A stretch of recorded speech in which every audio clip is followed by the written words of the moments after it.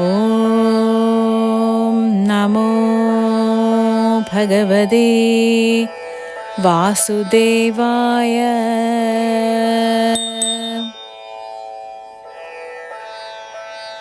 അധ്യായം 4, ചാപ്റ്റർ 4. ശ്രീകൃഷ്ണൻ തൻ്റെ വാക്കുകളെ തുടരുന്നു. Sreekrishna continuous his words. ശ്ലോക 24. ബ്രഹ്മാർപ്പണം ബ്രഹ്മഹവിർ ബ്രഹ്മാഗ്നോ ബ്രഹ്മണാഹുതം ബ്രഹ്മൈവ തേന ഗന്ധവ്യം ബ്രഹ്മകർമ്മ സമാധിനാ.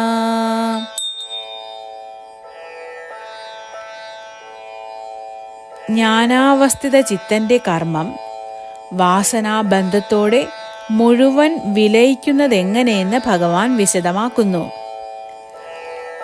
ബ്രഹ്മമായ ലോകത്തിന് ബ്രഹ്മമായ താൻ ബ്രഹ്മമായ ഹവിസ് കൊണ്ടു ചെയ്യുന്ന ലോകാനുഗ്രഹ രൂപമായ കർമ്മം അതുതന്നെ ബ്രഹ്മയജ്ഞം. അങ്ങനെ സർവവും ബ്രഹ്മമായിരിക്കുന്നതുകൊണ്ട് തത് രൂപമായ കർമ്മം ബന്ധകാരണമാകാതെ വാസനാബന്ധത്തോടെ ലയിച്ചു പോകും. അതായത് ലോക ഘടകങ്ങളിലൊന്നായ കർമ്മയോഗി ലോകഹിതത്തിനായി ചെയ്യുന്ന നിസ്വാർത്ഥ കർമ്മം ബന്ധരൂപമെടുത്ത് കർമ്മം ചെയ്യുന്നയാളെ ബാധിക്കുകയില്ല എന്ന് സാരം. A person who is fully absorbed in Krishna consciousness is sure to attain the spiritual kingdom because of his full contribution to spiritual activities, in which the consummation is absolute and that which is offered is of the same spiritual nature.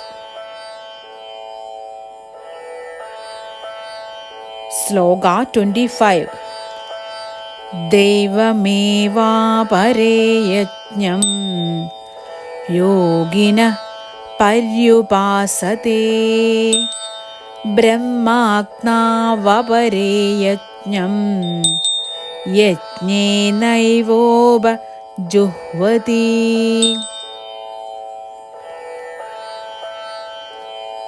സർവകർമ്മ സന്യാസികളായ ജ്ഞാനയോഗികളുടെ വിശേഷതയെ ഭഗവാൻ നിരൂപണം ചെയ്യുന്നു. ചില യോഗികൾ ഇന്ദ്രാദി ദേവന്മാരെ ഉദ്ദേശിച്ച് അവരുടെ പ്രീതിക്ക് വേണ്ടി യജ്ഞകർമ്മം, അതായത് പൂജാരൂപമായ കർമ്മം ചെയ്യുന്നു. ദേവന്മാരെ പ്രീതിപ്പെടുത്തുകയാണ് കർത്തവ്യമെന്ന് അവർ കരുതുന്നു. അവരെ ഭക്തയോഗികൾ എന്ന് പറയാം. മറ്റു ചില യോഗികൾ ജ്ഞാനമാകുന്ന അഗ്നിയിൽ യജ്ഞം തന്നെ ഹോമസാധനമാക്കി യജ്ഞത്തെ ഹോമിച്ചു കളയുന്നു. അവർക്ക് ഹോമവും ഹവിസുമെല്ലാം യജ്ഞം തന്നെ. എല്ലാ യജ്ഞകർമ്മങ്ങളെയും അവർ ജ്ഞാനലാഭം കൊണ്ട് ഇല്ലാതാക്കുന്നു. അക്കൂട്ടരാണ് ജ്ഞാനയോഗികൾ.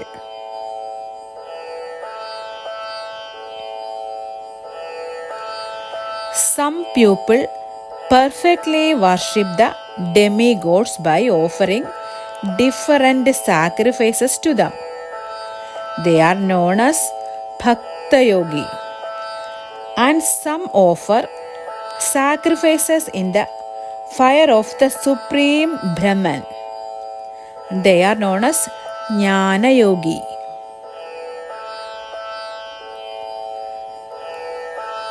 ഹരേ രാമ ഹരേ രാമ രാമ രാമ ഹരേ ഹരേ ഹരേ കൃഷ്ണ കൃഷ്ണ കൃഷ്ണ ഹരേ ഹരേ.